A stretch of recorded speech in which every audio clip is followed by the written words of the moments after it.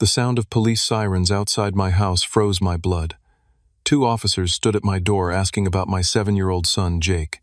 My sister Tracy had accused him of deliberately harming her infant daughter while I was at work. The betrayal cut deep. Tracy was more than family. She was our support system after my wife died. As they asked to speak with Jake, his terrified eyes met mine. That moment changed everything I thought I knew about family, truth, and the lengths I would go to protect my son. I never imagined I would be standing in my living room watching police officers question my 7-year-old son. Jake sat on our faded blue couch, his small frame practically swallowed by the cushions, his dinosaur socks barely touching the hardwood floor. His voice was so small when he kept repeating, "I didn't do it, Daddy. I promise I didn't do it." 2 years ago, I lost my wife Sarah to an aggressive form of cancer. The doctors had given her 6 months, but she was gone in 3. Jake was only 5 then, too young to fully comprehend what was happening, but old enough to feel the devastating loss. I was 34, suddenly a widower and a single father, with a demanding job as an architectural engineer. The grief was overwhelming, but Jake needed me. We learned to navigate our new reality together, creating new routines and finding moments of joy amidst the pain. 6 months ago, my sister Tracy moved to our town with her husband Gordon. She had just given birth to Emma and wanted to be closer to family. I was grateful for the support. Tracy would watch Jake after school while I finished work, and on weekends, we would often have family dinners together. Jake seemed to love his baby cousin at first, always wanting to help feed her or make her smile. Tracy became the female presence in his life that he desperately needed. That morning had started like any other Tuesday. I dropped Jake off at school, kissed him goodbye, and headed to the office. Around 2 in the afternoon, my phone rang. It was Tracy, hysterical and barely coherent. "Abel, you need to come home now." Jake tried to hurt Emma. I found him standing over her crib with a pillow, and she was crying with a bruise on her cheek. I called the police. My heart stopped. "What?" "Tracy, that can't be right. Jake would never." "I saw him, Abel, with my own eyes. He's been jealous of her for weeks now. I've noticed him glaring at her when he thinks I'm not looking. He resents the attention I give her." I rushed out of the office without explanation, my mind racing with confusion and disbelief. Jake was a gentle child who cried when we found a dead bird in our yard last spring. He couldn't hurt anyone, especially not a baby.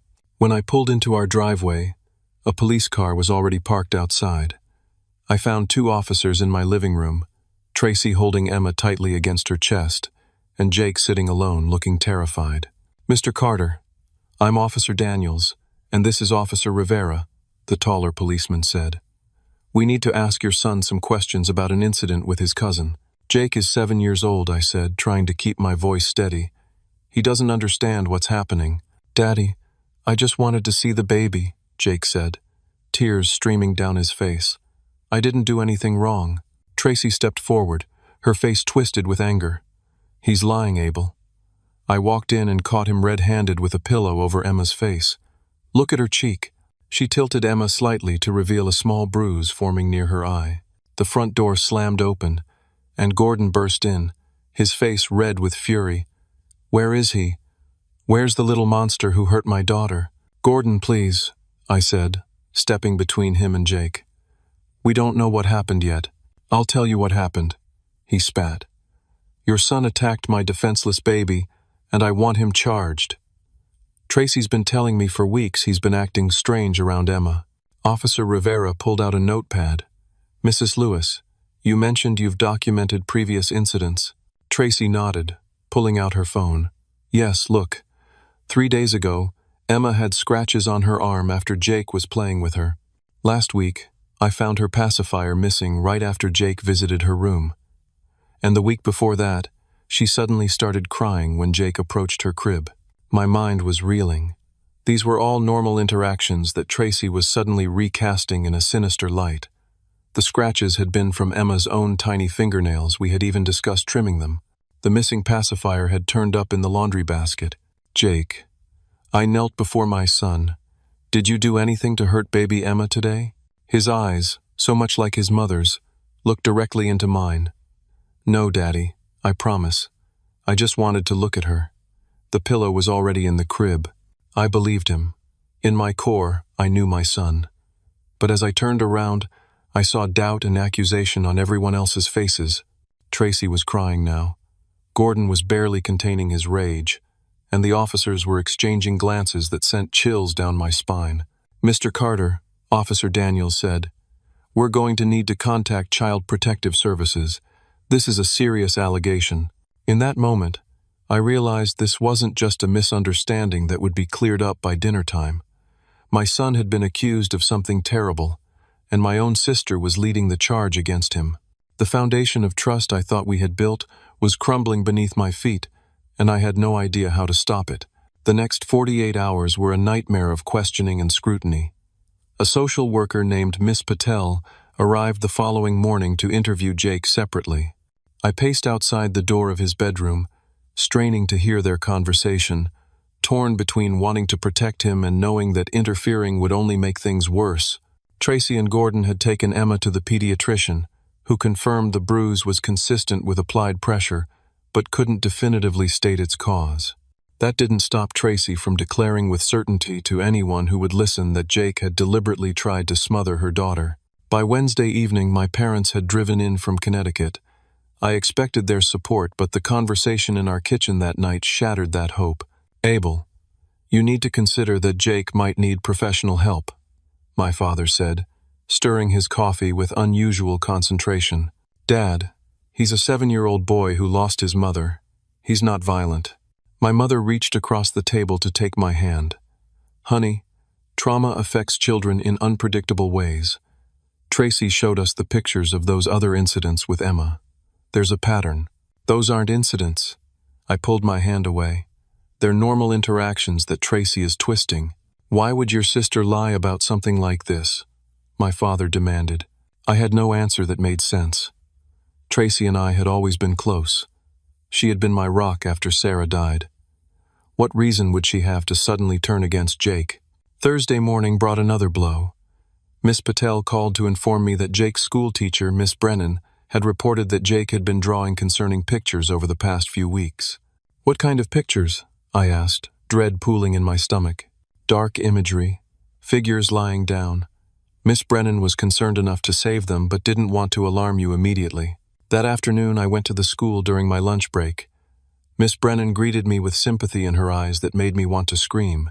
"Mr. Carter, I'm so sorry about what your family is going through.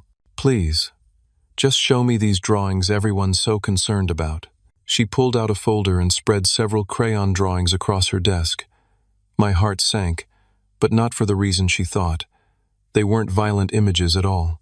They were drawings of a woman lying down with a bright light around her, sometimes with a small boy holding her hand. "Jake told me these were dreams he has about his mom," Miss Brennan explained. "I thought they represented death fixation, but now, with what happened with the baby—" "These are pictures of his mother," I said, my voice breaking. "He's processing his grief, not plotting violence." Miss Brennan looked unconvinced. Children often express their inner turmoil through art, combined with what happened with his cousin.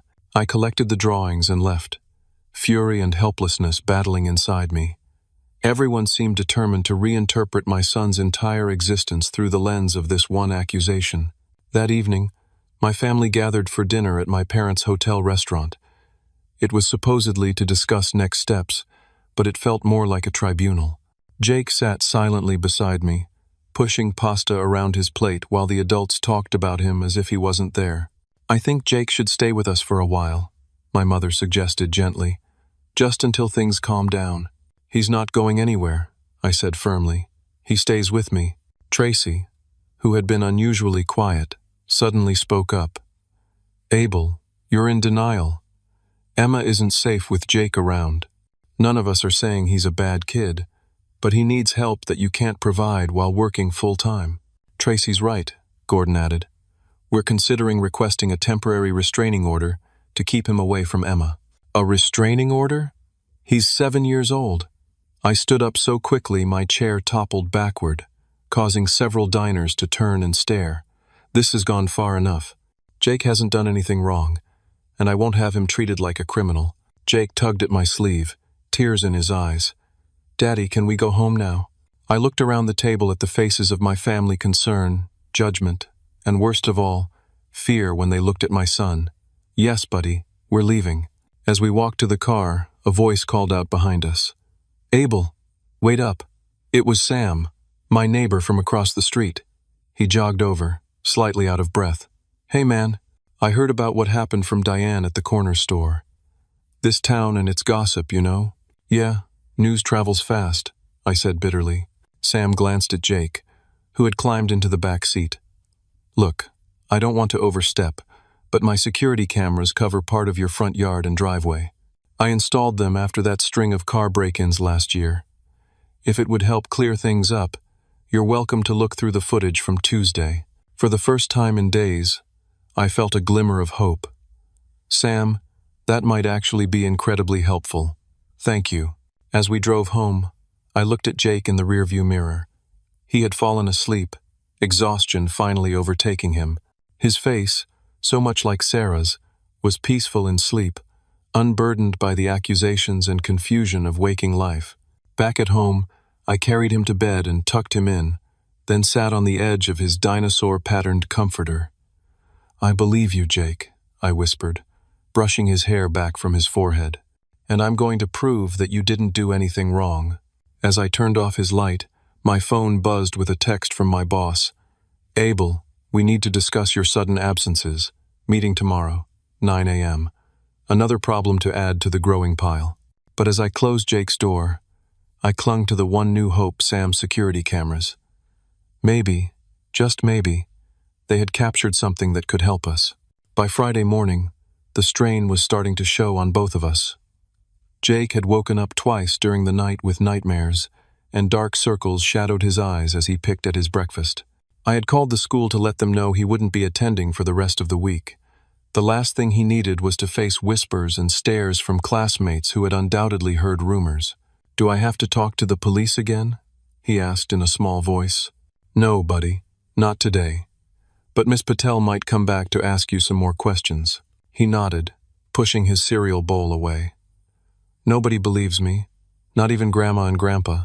"I believe you," I said firmly, "and we're going to figure this out." My meeting with Bill, my boss at the architectural firm, went about as well as expected. "Abel, I understand you're going through a family crisis, but we're in the middle of the Westridge project. The client is breathing down my neck about those revised plans." "I know, Bill. I'm sorry. I can work remotely as much as possible, but I need to be available for my son right now." Bill sighed, removing his glasses to rub the bridge of his nose. "Take emergency family leave. 3 weeks, unpaid. That's the best I can do. After that, we need you back full-time or we'll have to reassign your projects." It was both a lifeline and a ticking clock. 3 weeks without pay would strain our finances, but it gave me time to clear Jake's name. I thanked him and headed straight to Sam's house to look at the security footage. Sam was a recently divorced software developer who worked from home. His house directly faced mine across our quiet suburban street. "I've got footage going back about a month," he explained as he pulled up the security system on his computer. 4 camera angles covering my property, but one of them catches your driveway and front yard. Not sure if it'll help, but you're welcome to look. I spent hours at Sam's dining room table, scanning through footage from Tuesday afternoon. The camera's angle only showed a partial view of my front door and driveway, but I could clearly see Tracy arriving with Emma around 11 that morning, entering with her key, and then the police arriving at 2:30. Nothing unusual or revealing. As I was about to give up, something caught my eye. At 1:45, about 15 minutes before Tracy's frantic call to me, I saw her rush out of my house to her car, retrieve something from the trunk, and hurry back inside. The resolution wasn't great, but her movements seemed frantic, urgent. "Can you save this clip for me?" I asked Sam.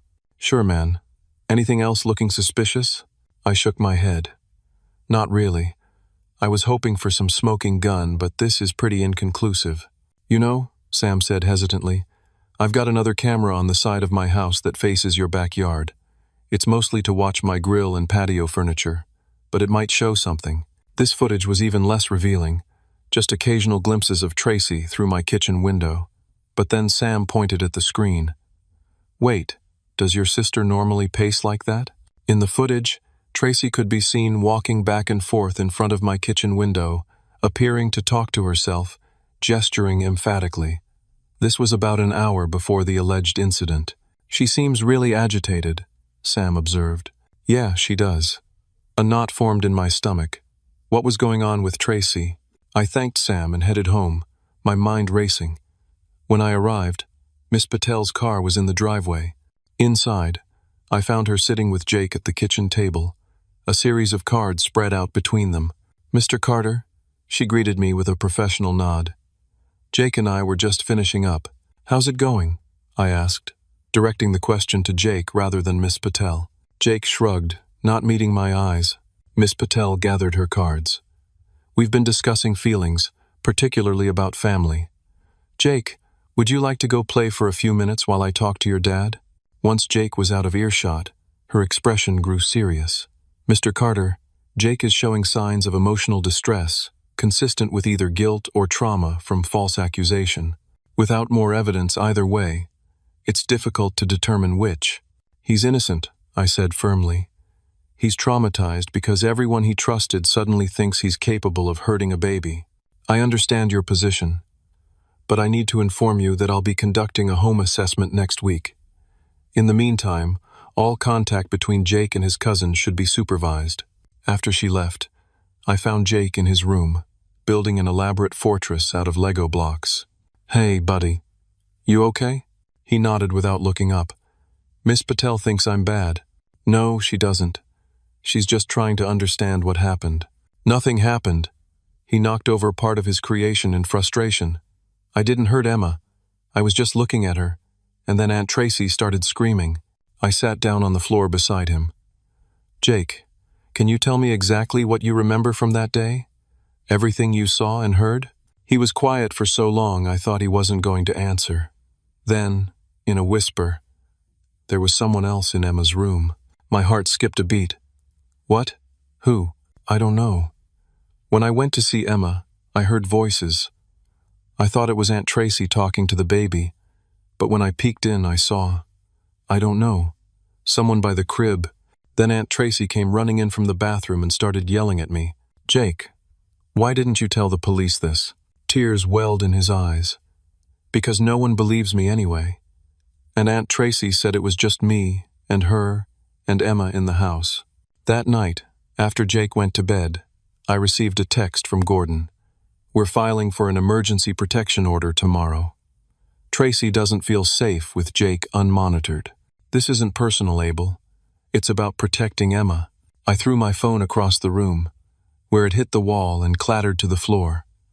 How had everything spiraled so far out of control? My son was being treated like a criminal. My sister was pursuing legal action against us, and my career was hanging by a thread. As I picked up my phone to check for damage, I noticed Jake's school backpack in the corner of the living room. On a hunch, I unzipped the front pocket and found a small notebook with dinosaurs on the cover. Inside were Jake's private thoughts and observations, written in the careful handwriting of a second grader. One entry from 2 weeks ago caught my eye. Aunt Tracy was crying in the bathroom again today.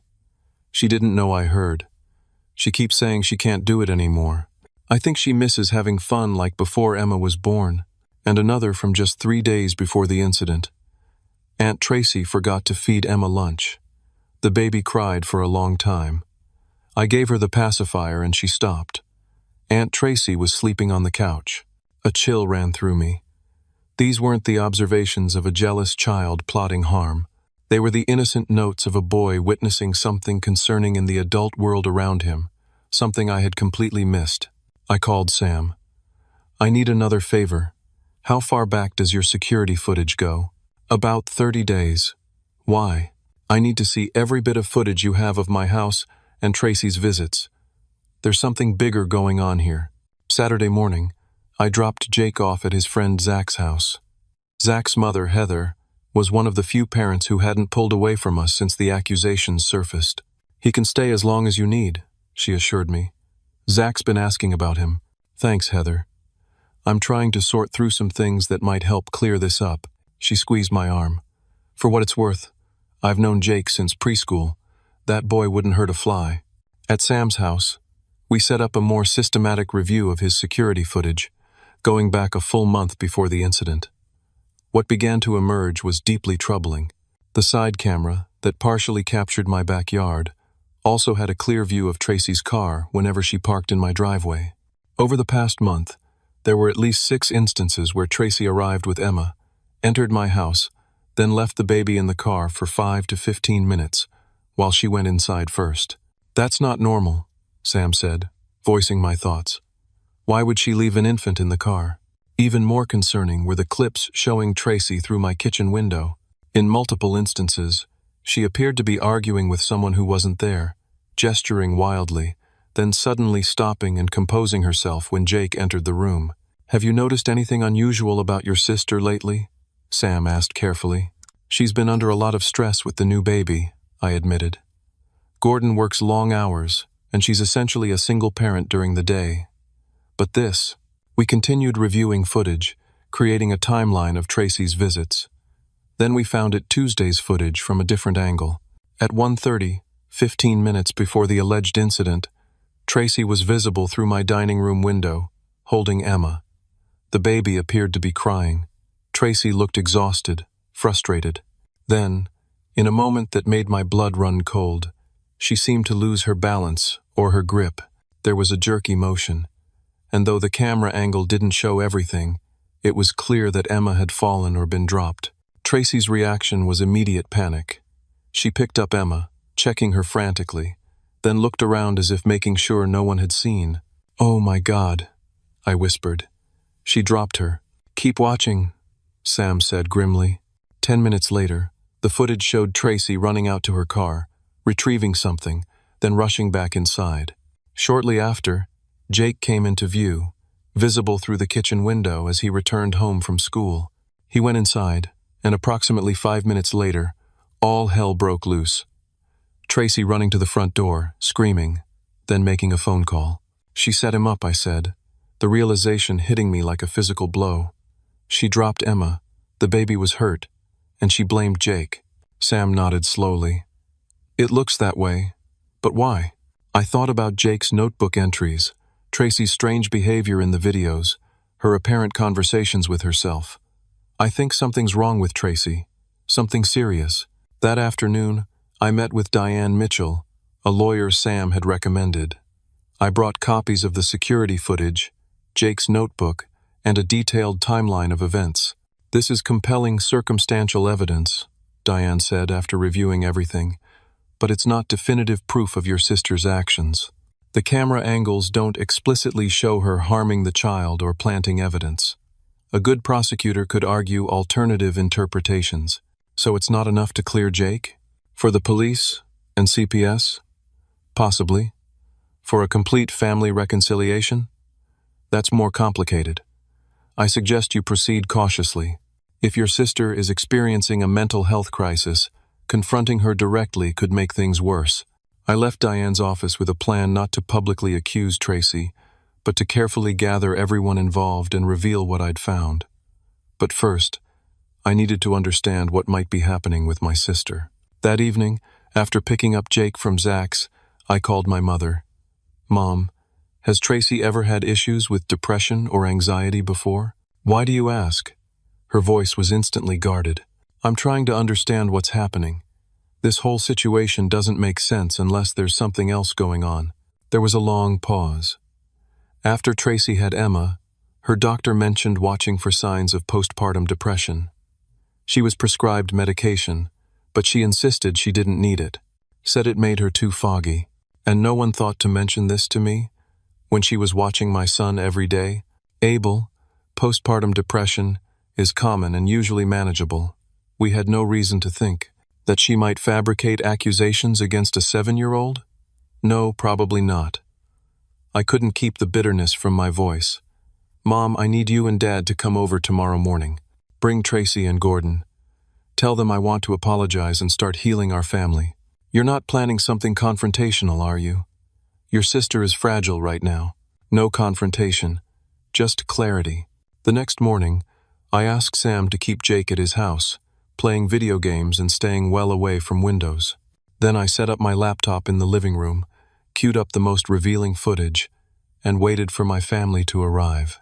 They came together, my parents, Tracy holding Emma, and Gordon looking stern and uncomfortable. Tracy's appearance shocked me. She was pale, with dark circles under her eyes, her hair unwashed. She wouldn't meet my gaze. "Thank you for coming," I began carefully. "I know this has been a horrible week for all of us. I've been doing some reflecting, and I realize there are things we all might have missed." My father nodded encouragingly. "That's a mature perspective, son. Before we talk about Jake, I want to ask Tracy something." I turned to my sister. "Tracy, how are you really doing? Since Emma was born, I mean." Her eyes darted up, suspicious. "What do you mean?" "I'm fine, because it's okay if you're not. Postpartum depression and anxiety are incredibly common. Who told you?" She shot an accusing look at our mother. "I don't have depression. I'm just tired, like any new mother." Gordon put his arm around her. "What are you implying, Abel?" "I'm not implying anything. I'm concerned about my sister." I took a deep breath. "And I'm concerned about what really happened to Emma on Tuesday." Tracy stiffened. "We know what happened. Your son." "No," I interrupted gently. "I don't think that's what happened at all." I turned my laptop around. My neighbor's security cameras have an interesting view of our houses. I played the clip showing Tracy dropping Emma, her panic, her looking around to see if anyone had witnessed it. The room went completely silent. Tracy's face drained of what little color it had. Gordon stared at the screen, then at his wife, incomprehension slowly giving way to horror. "Tracy," he whispered, "what did you do?" She began to shake. That's not what it looks like." "I tripped. It was an accident."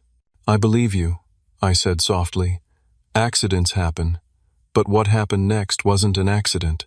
I played the footage showing her retrieving something from her car, then the timeline of Jake arriving home, followed by her frantic call to police.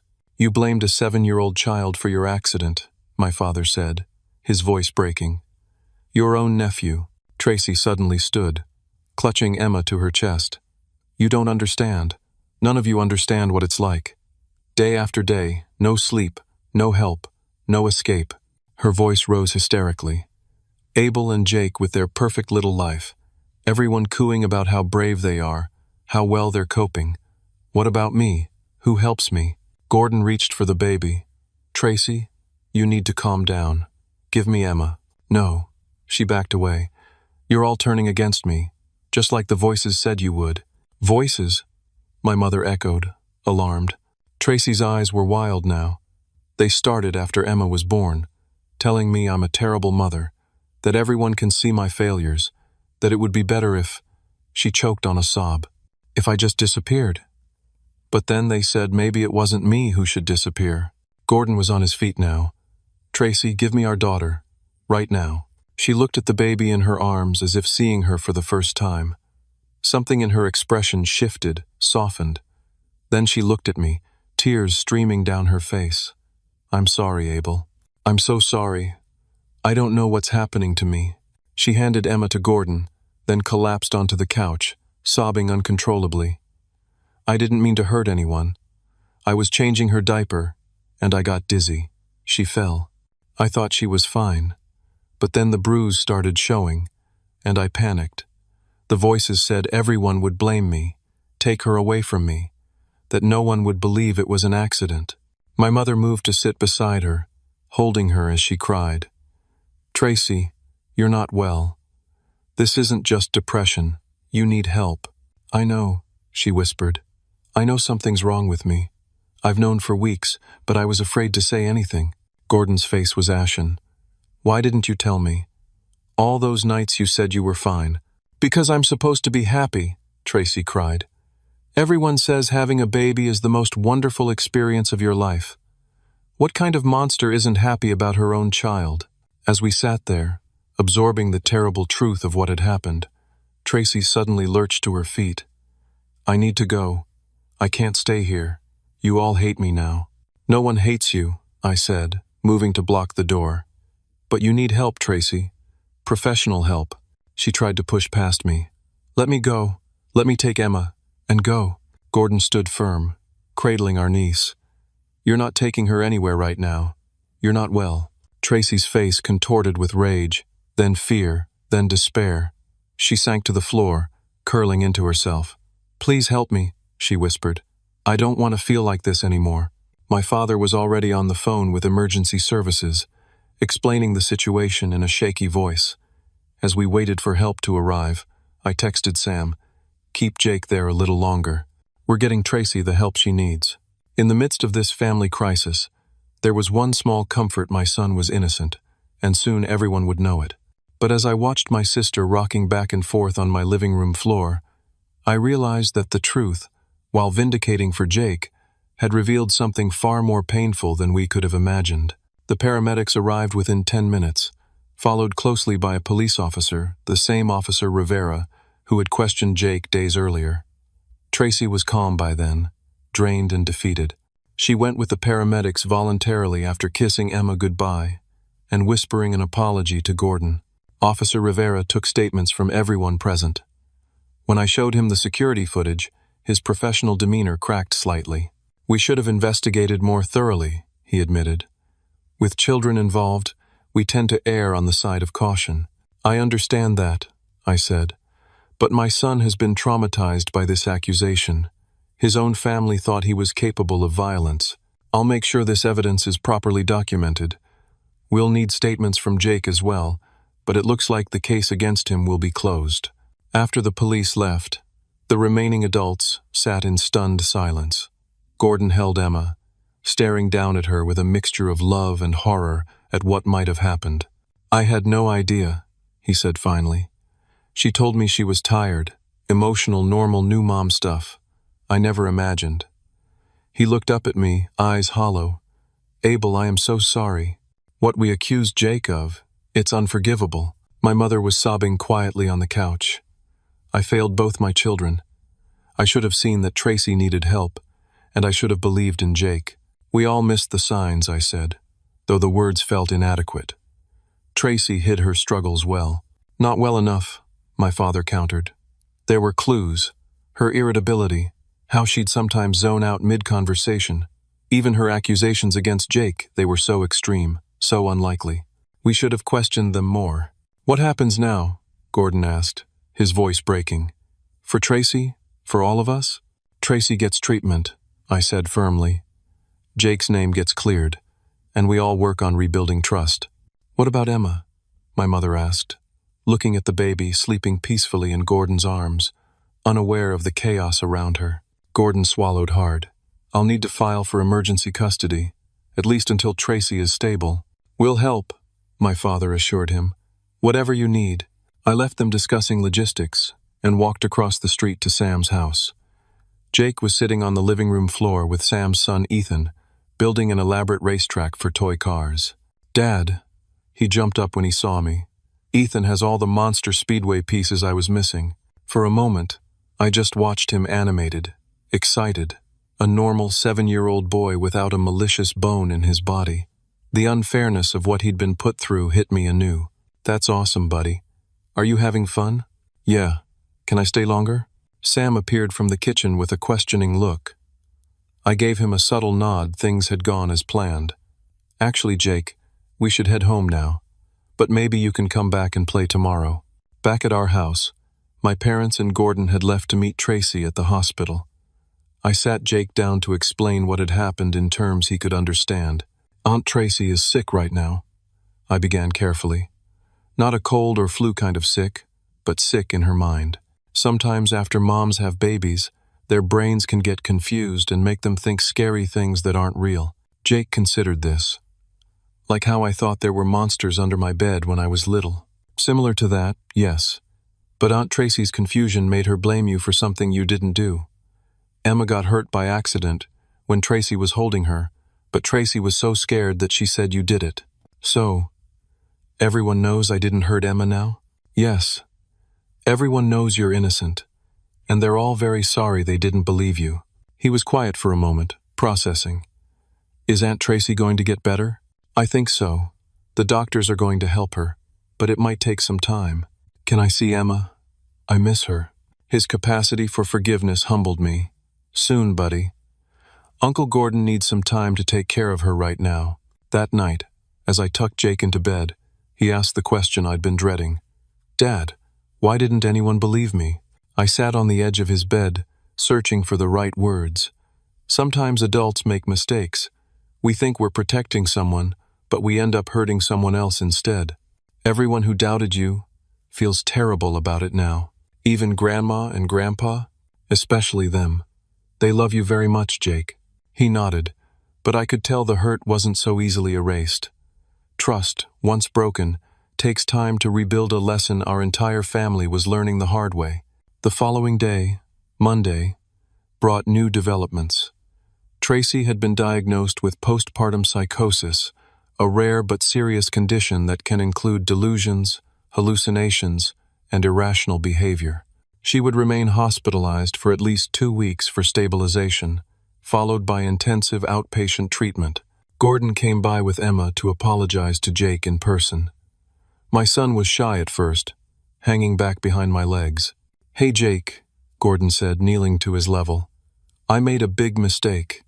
I didn't listen when you said you didn't hurt Emma. I was wrong, and I'm very sorry.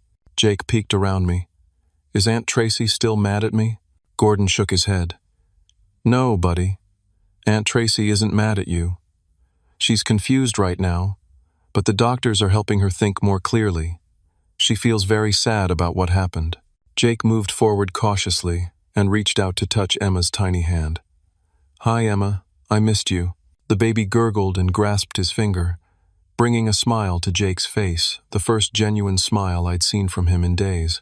As Gordon was leaving, he pulled me aside. There's something else you should know. I've been talking with Tracy's doctors about her history.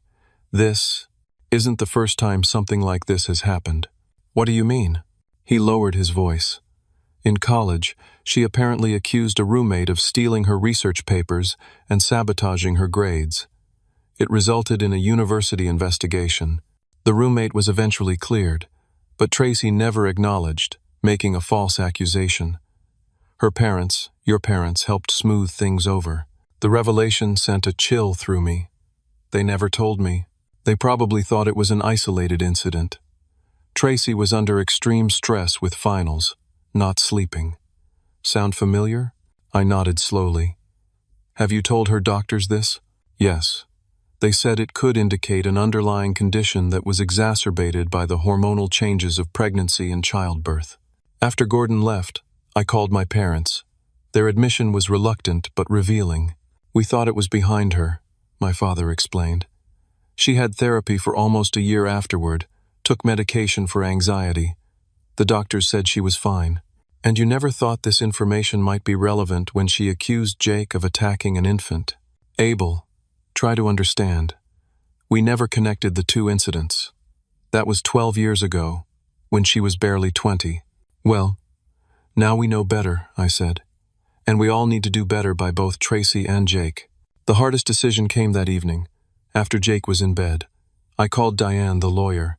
I need to know my options for pressing charges against my sister. Pressing charges? Are you sure that's the direction you want to go? Not criminal charges. I know she's ill. But I need something official on record that completely exonerates Jake and acknowledges what really happened. I can't risk this situation recurring, or some version of it affecting Jake's life down the road. Diane sighed. There are options. A civil complaint for defamation. A formal statement with CPS. But are you prepared for what this will do to your family? My family is already broken, Diane. Now I need to make sure my son is protected.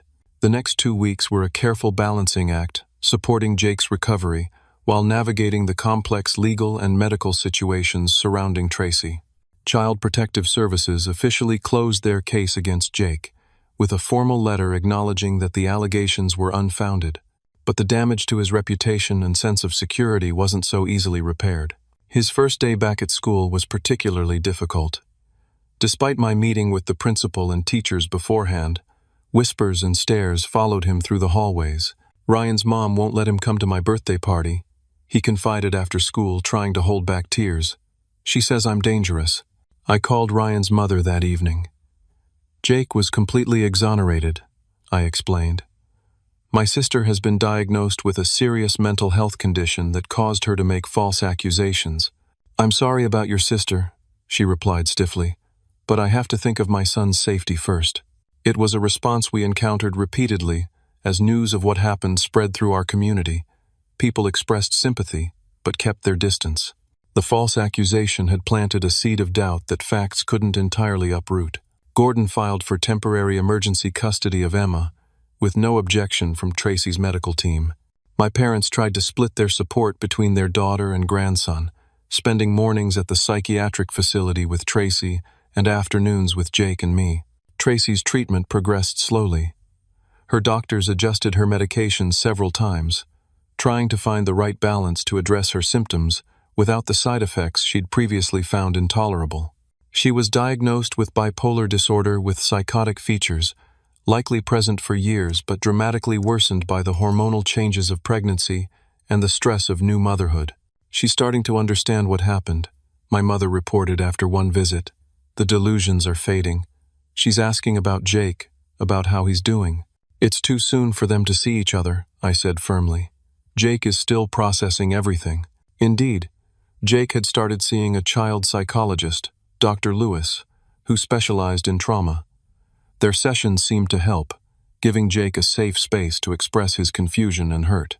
Jake is remarkably resilient, Dr. Lewis told me after their third session, but he's struggling with trust issues, understandably. He keeps asking why the adults in his life didn't believe him. What do I tell him? I asked helplessly. The truth, in age-appropriate terms, that adults make mistakes, that sometimes fear clouds judgment, and most importantly, that being disbelieved doesn't mean he did anything wrong. At work, Bill had been unexpectedly understanding once I explained the full situation. Take the time you need, he said. The Westridge project can wait a week or two. I worked remotely when possible, bringing Jake to the office with his tablet and headphones on days when I couldn't avoid in-person meetings. My colleagues were awkward at first, but gradually warmed to having him around. 3 weeks after Tracy's hospitalization, I received a call from my boss that took me by surprise. Abel Kent Davis from Davis & Shore called me today. They're looking for a project manager for their new mixed-use development. I recommended you. Davis & Shore was a prestigious firm in a city about 40 miles away. The opportunity would normally be exciting, but the timing seemed impossible. Bill, I appreciate that, but with everything going on, hear me out. It's a flexible position, 3 days in office, 2 remote. Better salary, better benefits. And maybe a fresh start would be good for you and Jake. A fresh start. The idea took root in my mind. A place where people didn't whisper when Jake walked by, where we weren't that family with the crazy sister who called the police on her nephew. That evening, I broached the subject with Jake over dinner. What would you think about moving to a new town? Not too far, so we could still see Grandma and Grandpa, but a new house, new school. He considered this seriously, chewing his spaghetti. Would people there know about what Aunt Tracy said about me? No. We'd have a clean slate. Would Uncle Gordon and Emma still visit us? Of course, if you want them to. He nodded slowly. I think I'd like that. But can we get a house with a big backyard? For a dog, maybe? For the first time in weeks, I felt a genuine smile spread across my face. I think that can be arranged. The decision to move wasn't just about escaping gossip. It was about reclaiming our narrative, building something new, instead of trying to repair what had been broken. I toured houses in the new city, enrolled Jake in a well-regarded elementary school, and accepted the position at Davis & Shore. As our plans solidified, I had to address the legal aspect of the situation. After much consideration, I decided against pressing charges or filing a civil complaint. Instead, I worked with Diane to draft a formal document signed by Tracy once she was stable enough acknowledging the false accusation, the circumstances surrounding it, and explicitly exonerating Jake of any wrongdoing. The document was notarized, and copies were provided to Jake's school, CPS, and the police department. This gives you legal protection without putting your sister through a court case, Diane explained. It's an unusual approach, but I think it's the right balance in this situation. Tracy was released from inpatient care after 4 weeks. She moved in with our parents temporarily while continuing intensive outpatient treatment. Gordon brought Emma for supervised visits 3 times a week. I had been avoiding seeing Tracy, making excuses whenever my parents suggested a meeting. But 2 days before our planned move, I knew I couldn't put it off any longer. We met at my parents' house, with my father present as a buffer. Tracy looked simultaneously better and worse than I expected, clearer-eyed but thinner, with a fragility that hadn't been there before. "Abel," she said softly when I entered, "thank you for coming." "Jake's with Sam," I said, answering the unspoken question. "He's not ready to see you yet." She nodded, eyes filling with tears. "I understand. I wouldn't be ready to see me either." We sat in awkward silence, until my father excused himself to make coffee, leaving us alone. "Gordon told me you're moving," Tracy said. "I want you to know I think it's the right decision. For Jake. It's not just because of what happened," I said, though we both knew that wasn't entirely true. "Abel, I need to say this, and I need you to hear me." She sat up straighter, meeting my eyes directly. "What I did was unforgivable. I know that. I was sick, but that's not an excuse. I betrayed Jake in the worst possible way, and I betrayed you too. Tracy, please let me finish. I've been working on this in therapy." She took a deep breath. "I've had episodes before, not this severe, but signs that something wasn't right. I ignored them. I stopped taking medication that helped because I didn't like how it made me feel. I put my comfort above everyone's safety, and Emma and Jake paid the price for that.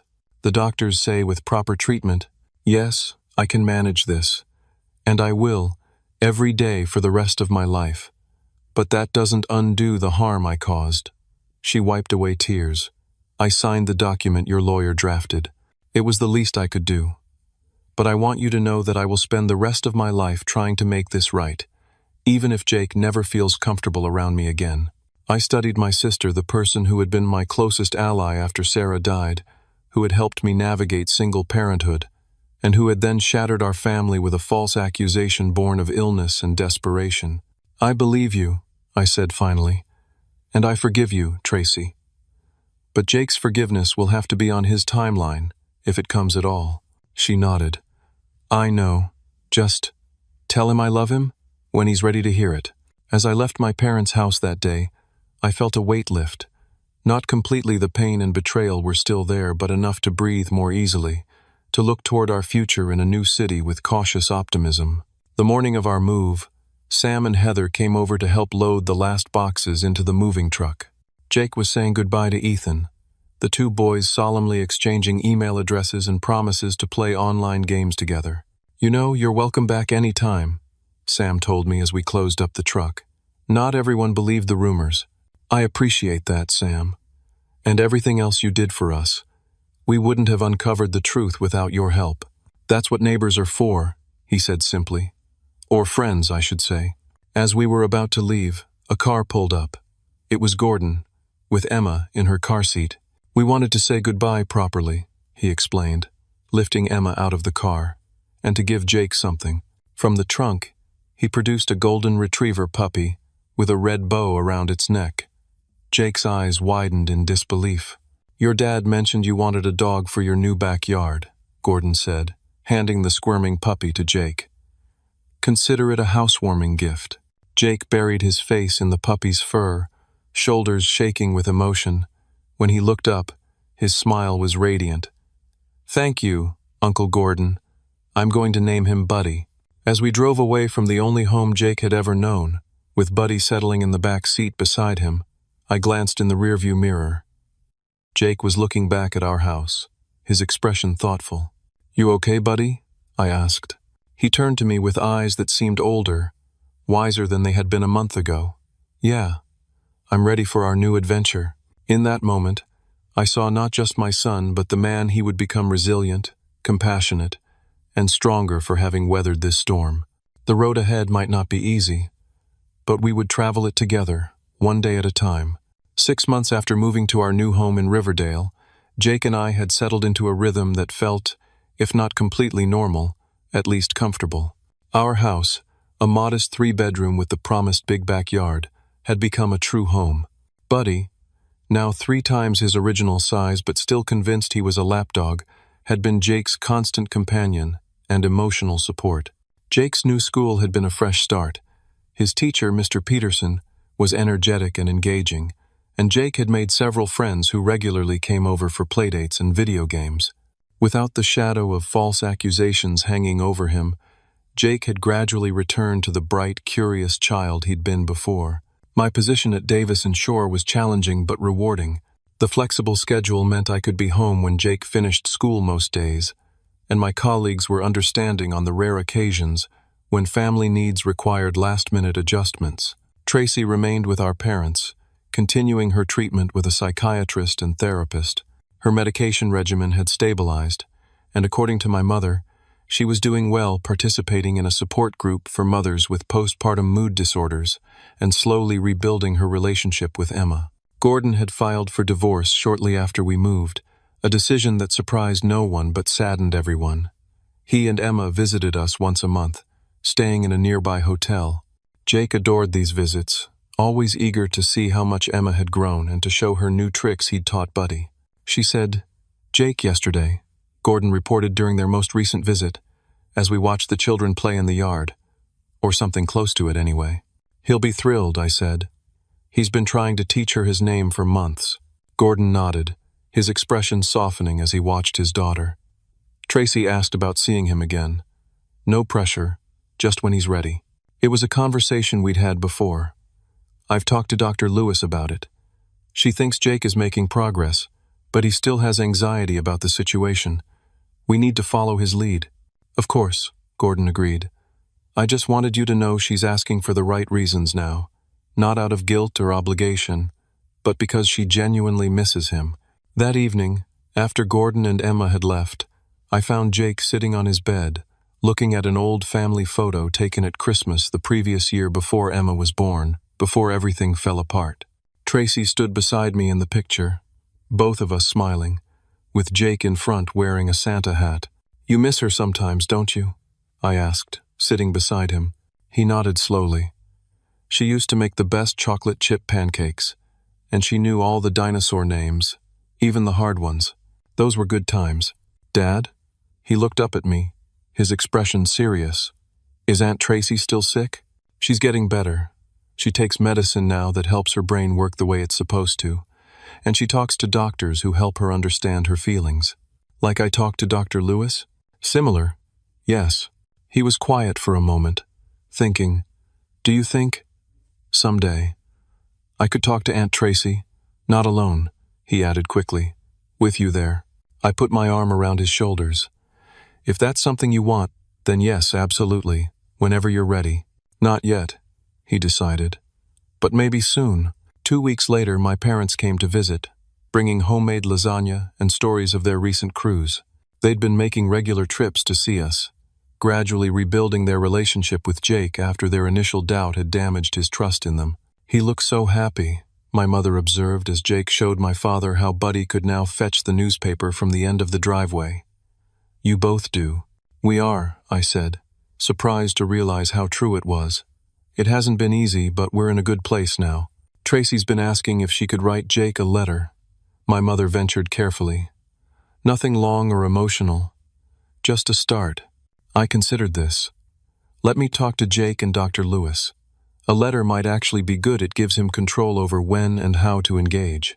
The letter arrived a week later, a simple card with a cartoon dinosaur on the front. Inside, Tracy had written just a few sentences. "Dear Jake, I miss you and think about you every day. I'm working hard to get better. Emma is starting to walk now and reminds me of you at that age. I hope you and Buddy are having fun adventures. Love always, Aunt Tracy." Jake read it silently, then handed it back to me without comment. But that night, I found him at the kitchen table with construction paper and markers, carefully drawing a picture of himself with Buddy. "Can we send this to Aunt Tracy?" he asked. "I'm not ready to write words yet, but maybe a picture?" "That's a wonderful idea," I assured him. Healing continued in small steps over the following months. Jake sent more drawings, Tracy replied with short, gentle notes about everyday things. A funny squirrel she saw in the park. A new dinosaur exhibit at the museum. Nothing pressuring or emotional, just bridges being carefully rebuilt. By the time the 1-year anniversary of the incident approached, life had found a new normal. I had been promoted at work. Jake was thriving in school and had joined a youth soccer team. We had friends in our new community who knew nothing of our past trauma. It was Jake who suggested the meeting, after a thoughtful conversation with Dr. Lewis. "I think I'm ready to see Aunt Tracy," he told me one evening. "Not at our house. Maybe at a park or something." We arranged to meet at a public garden halfway between our cities. Tracy would come with my parents. Gordon and Emma would join us later if things went well. The day was bright and clear, spring flowers blooming around us as we waited on a bench near the entrance. Jake fidgeted nervously, adjusting and readjusting his favorite dinosaur t-shirt. "Remember," I told him, "we can leave anytime you want. Just say the word." "I know, Dad.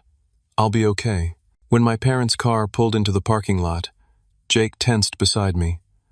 Tracy emerged slowly from the back seat, looking nervous but composed. She spotted us and stopped, waiting for some signal that it was okay to approach. Jake stood, took a deep breath, and raised his hand in a small wave. Tracy walked toward us carefully, stopping a few feet away. "Hi, Jake," she said softly. "Thank you for meeting me." "Hi, Aunt Tracy." His voice was quiet but steady. There was an awkward pause, neither knowing quite what to say next. Then Tracy spoke again, her voice wavering slightly. "I brought something for you. Your mom gave it to me to keep safe a long time ago." She reached into her pocket and pulled out a small box. "It's her favorite seashell from your trip to Maine when you were 3. She wanted you to have it when you were older." Jake accepted the box, opening it to reveal a perfect spiral shell with hints of pink and gold. "I remember this," he said, wonderment in his voice. "Mom used to let me hold it during stories. She loved you so much, Jake. And so do I." Tracy's eyes filled with tears. "I'm so sorry for what happened, for not being the aunt you deserved." Jake studied her face for a long moment. Then, with a maturity that took my breath away, he said, "Dr. Lewis says sometimes people get sick in their brains, just like they can get sick in their bodies. And it's not their fault, but they still have to work hard to get better." Tracy nodded, wiping away tears. "That's exactly right. And I am working hard, every single day." "Good," Jake said simply, "because Emma needs her mom to be healthy. And," he glanced up at me, then back at Tracy, "I kind of miss my aunt sometimes." My parents, who had been hanging back to give us space, approached cautiously. My father's eyes were suspiciously damp. "What do you say we all get some ice cream?" he suggested. "There's a stand near the fountain." As we walked together through the garden, Jake between Tracy and me, I marveled at the journey we had taken. A year ago, our family had been shattered by illness and accusation. Today, we were cautiously finding our way back to each other, forever changed but not destroyed. Later, when Gordon arrived with Emma, Jake proudly showed his cousin how to feed the ducks at the pond. "She's so big now," he observed. "And she knows my name." "She certainly does," Gordon confirmed. "Says it all the time." As the adults watched the children, Tracy spoke quietly to me. "Abel, I want you to know that I'll understand if Jake never fully trusts me again. But I'm grateful for this chance to at least be in his life." "Jake has a remarkable capacity for forgiveness," I replied. "He gets that from his mother." "And from his father," Tracy added. "What you've done for him this past year, protecting him, supporting him, helping him heal, it's extraordinary." We stayed at the garden until late afternoon, the initial tension gradually giving way to something that, while not the easy familiarity of before, was at least peaceful coexistence. As we prepared to leave, Jake surprised everyone by giving Tracy a quick, shy hug. "Maybe next time you can visit our new house," he suggested. "Buddy would like to meet you." Tracy's smile was radiant through her tears. "I'd like that very much." On the drive home, Jake was thoughtful, turning his mother's seashell over and over in his hands. "Dad," he said finally, "I think Mom would be proud of us." "Why do you say that, buddy?" "Because we went through something really hard, but we didn't let it break us. And we're learning to forgive, even when it's super difficult. I glanced at him in the rearview mirror, this wise soul in a child's body. I think you're absolutely right, Jake. She would be incredibly proud of you. Of both of us, he corrected. We're a team, remember? Always. I promised. That night, as I tucked Jake into bed, with Buddy curled at his feet, I reflected on the lessons of the past year. How truth, while painful, ultimately heals. How family bonds can be bent almost to breaking but still find their way back to strength. How a child's capacity for resilience and forgiveness can humble and inspire the adults around him. Our story wasn't perfect. There were still difficult conversations ahead, boundaries to establish, trust to rebuild. But we had faced the darkest moment of our lives together and emerged on the other side, scarred but whole. Dad? Jake murmured sleepily. I'm glad we moved here, but I'm also glad we didn't forget about the people we left behind. Me too, buddy, I said, smoothing his hair back from his forehead. Sometimes the bravest thing you can do is open your heart again after it's been broken, like you did after Mom died. Exactly like that. As I turned out his light, I knew that whatever challenges life might bring us next, we would face them with the wisdom and strength we'd gained through this journey. And that was a gift, however painfully won. Have you ever had to rebuild trust in a relationship after it was broken? Or found the courage to forgive someone who hurt you deeply? Share your story in the comments below. And if this story touched you, please like, subscribe, and share with others who might find hope in our journey. Thank you for joining us today. And remember that even in our darkest moments, healing and growth are possible.